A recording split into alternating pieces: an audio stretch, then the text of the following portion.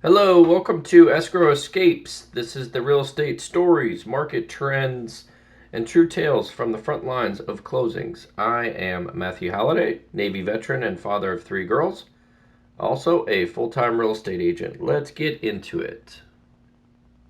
Movers at the curb, buyer on a countdown, then the phone call. I'm sorry, the seller passed away. That single sentence froze a Friday closing and sent everyone into triage. Welcome to Escrow Escapes. I'm your host, Matthew Halliday, and today we're unpacking a real deal where a seller's death stopped a closing cold, and how the buyer, the agents, and the title company found a way through it. Here's what I want you to walk away with.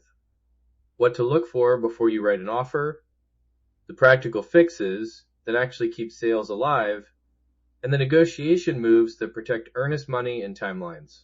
Plus a short, use it now checklist. Let me tell you the scene. The buyer was a first-time homeowner. Inspections done, lender approved, closing Friday. On Tuesday, the escrow officer calls the buyer's agent. We have a death recorded and no recorded trust or probate. Quoque. Imagine being that buyer for a second. You've rented the truck. You've given notice to your landlord, and now the lender says they can't fund until title clears. Panic sets in fast. The title officer told the agent, quote, "We can't clear title without recorded authority to transfer ownership." End quote. The listing agent and the seller's family started digging for a will. No trust was on file? First, what I want you to notice before you even sign an offer. Small signals on the title or in the listing that point to estate risk. They're not dramatic. They're just there if you look. Look for recent transfers into or out of the seller's name.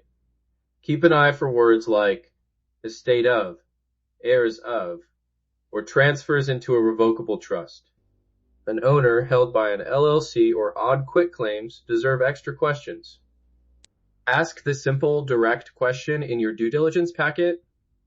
Has the seller executed any estate planning documents that affect title? It sounds blunt, but it prevents surprises. A preliminary title search before you write an offer is cheap insurance. It often flags recent recorded instruments so you can spot trouble early. And agents, put a line on your seller checklist asking about trusts and joint tenancy status. Next, the fixes that actually keep deals alive when a probate flag appears. These aren't magic, but they're real options the industry uses. If the property is in a living trust, and the trustee is authorized, a trustee's deed or transfer can be recorded quickly with a copy of the trust and proper signatures. That can clear title fast. If there's no trust, some states allow small estate affidavits or limited probate procedures that authorize a sale without a full, lengthy administration. Timing varies by state, sometimes days, sometimes weeks. In tougher situations, courts can issue orders authorizing a sale, or parties can place funds in escrow with an agreed holdback until probate clears. Title companies may issue a limited policy conditioned on final probate. These are negotiation tools as much as legal ones. Back to our story. The family found a will, counsel filed for limited probate, and a court order came through in about 10 days. The title company accepted the order, issued a conditional title, and the buyer agreed to a short extension. The lender released with written conditions. Not every case is that tidy, but options exist. Finally, how to negotiate so your deposit survives. When estate issues appear, spell everything out in writing. Put a specific extension tied to estate proceedings in the contract. Define exactly how long earnest money will be held and who approves release. Buyers. Ask your lender and title company for a written note on what they'll accept to clear title. Agents. Document every contact with the seller's family or counsel. Dates, names, and what was promised. That paper trail matters in negotiations and if things go to court. If you only do these 6 things when estate concerns pop up, start here.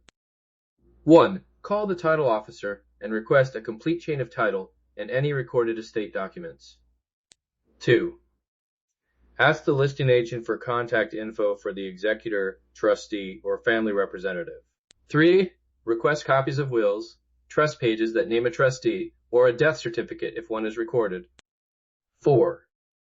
Get a written timeline from the title company, what they'll accept, and how long it typically takes in your county. 5. Negotiate an earnest money hold or contract extension in writing with clear release conditions. 6. Consult local probate counsel. Your agent or title representative should be able to refer you to someone who handles these filings regularly. Quick recap. Spot the red flags early with a preliminary title check and direct questions. Know the fixes, trust transfers, limited affidavits, court orders, and escrow holdbacks, and protect yourself with clear contingency language and documentation. 1. Immediate action to take after your next accepted offer. Ask the title company for a preliminary title report and review the grantor/grantee index and any instruments that mention estate, trust, or executor. That single request prevents a lot of panic later. If this episode helped, subscribe to Escrow Escapes. One real deal, one practical fix every episode, so your next closing doesn't blindside you. Let's break it down. That's a wrap on this episode of Escrow Escapes. Thanks for listening. And remember, every deal has its bumps. It's how you navigate them that counts. Catch you next time. Thanks for listening to Escrow Escapes. For more real estate tips, market updates, and behind-the-scenes stories, subscribe wherever you get your podcasts. I am Matthew Halliday. We'll see you on the next closing. Thanks. Have a great day.